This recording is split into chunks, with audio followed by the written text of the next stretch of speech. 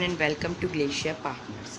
In this video, we will be telling you about nervous tissue for grade 9. Let's begin without wasting the time. Nervous tissues are very highly specialized tissues which are present in our brain, spinal cord and nerves. And the functional unit of nervous tissue is known as neuron. A neuron consists of cell body, an axon and a dendrite. And the neuron is also the longest cell of our body. Cells of nervous tissues are highly specialized for becoming stimulated and then transmitting the stimulus, which can be also referred as action at sudden action very rapidly from one place to another within the body. Neurons are responsible for both collecting and delivering messages in our body. So what is there that the signals or messages from our various senses organs to are being delivered or carried by the nervous tissues in our whole body, and due to them only our body is as fast as in the action, like we can see anything and detect it in a very sudden time.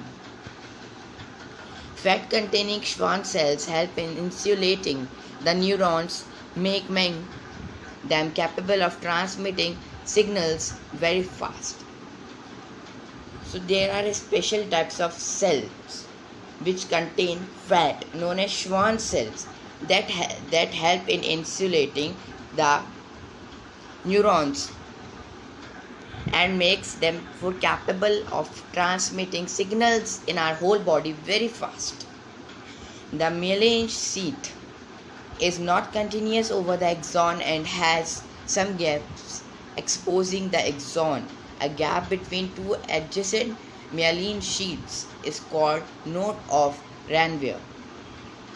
It is a very important term, node of Ranvier, which is directly connected to the myelin sheath, and myelin sheath is a non-continuous sheath which is over the axon and has some gaps which exposes the axon, and the gap between two myelin sheaths is known as node of Ranvier. Now neurons. As we know, neurons are the fundamental unit of nervous system in the nerve cell. The neurons also considered as the basic nervous functional unit that we all know. The neuron is divided into basic three parts, which is dendrite, axon and cell body. Dendrite receives information from the axon of adjacent neuron and conducts it towards the cell. So we can say simply the function of dendrite is to receive the information and conduct it. Axon, it conducts messages away from the cell body. As when dendrite conducts the message to cell body, the axon takes the messages from the cell body.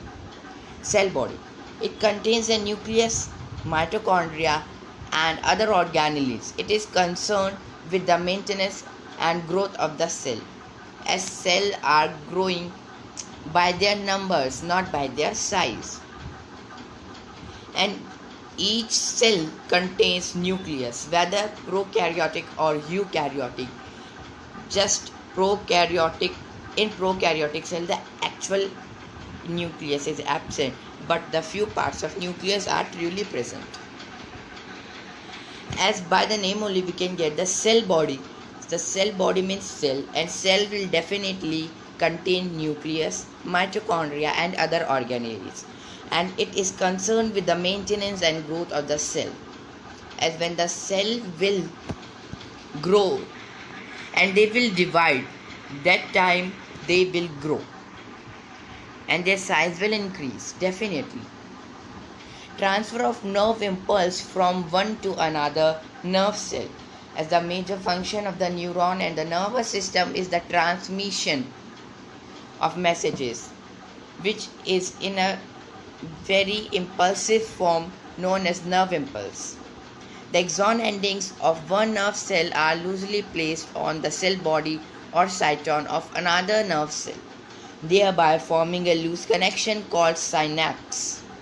Electric signals are transmitted from one neuron to next across such synapses through the release of chemicals called neurotransmitters. A released neurotransmitter crosses a synapse and starts a similar electrical impulse in the dendrite of the adjacent neuron.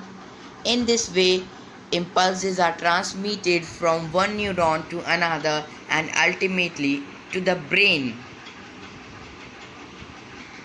And there is also a synaptic button which helps in the connection of dendrites and branches of adjacent neuron. And there are some junctions. In each junction, in fact, has minute gap called synapse, which are present in the nervous cell. It is meant for the transmission of nerve impulses from one neuron to another.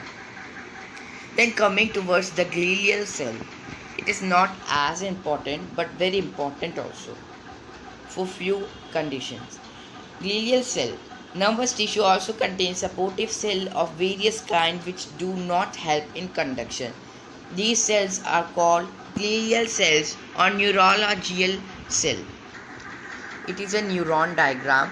You all can see the various parts of the neuron like dendrites. This whole is cell body. These are dendrites and this whole is cell body, major cell body, which contains of nucleus, and this rest part we can say the cytoplasm.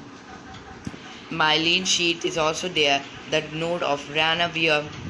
These are the axon terminals which passes the impulses. These are the Schwann cells, and in between these are myelin sheaths.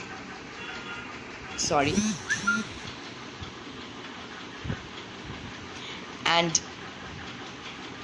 in this part is axon, which is finally, so this part is the axonal part I am marking, which connects the cell body and this rest of the part.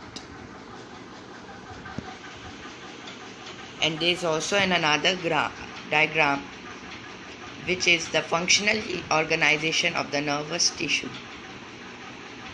In this, in detail, you can see the various parts, cell body, dendrite, and this axon in an easier manner. This is axon, cell body, dendrites. As there are many types of nervous tissues, so these are basic 3 examples for the level of grade 9. Example 1, or how can nervous tissues be? It is example 2 and this is example 3.